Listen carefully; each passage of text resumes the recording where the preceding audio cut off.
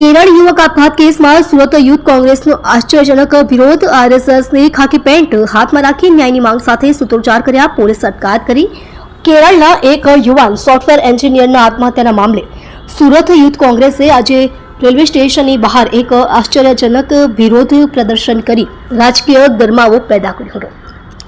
Youth કોંગ્રેસના કાર્યકર્તાએ રાષ્ટ્રીય સ્વયંસેવક સંઘના ગણવેશનું પ્રતીક એવા ખાખી પેન્ટ હાથમાં રાખી વિરોધ નોંધાવ્યો હતો અને મૃતક આનંદુ અજીને ન્યાય આપવાની માંગ કરી હતી। આ વિરોધ પ્રદર્શનની આગેવાની કોંગ્રેસ પ્રદેશ યુવક પ્રમુખ હરપાલસિંહ ચુડાસમાએ કરી હતી।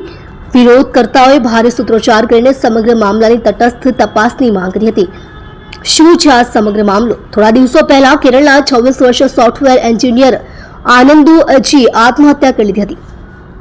તેનો મૃતદેહ તિરુવનંતપુરમના થંબનુરમાં આવેલી એક લોજમાંથી મળી આવ્યો હતો। આત્મહત્યા કરતા પહેલા આનંદુએ સોશિયલ મીડિયા પ્લેટફોર્મ ઇન્સ્ટાગ્રામ પર એક પોસ્ટ મૂકી હતી જેમાં તેણે આરએસએસના સભ્યો પર ગંભીર આરોપો લગાવ્યા હતા। આ પોસ્ટમાં તેણે બાળપણથી જ સહન કરેલા જાતીય શોષણનું વિવરણ કર્યું હતું અને આ શોષણ માટે આરએસએસના કાર્યકર્તાઓને જવાબદાર ગણાવ્યા હતા। આનંદુ પોતે પણ આરએસએસનો કાર્યકર્તા રહી ચૂક્યો હોવાનું જાણવા મળ્યું હતું।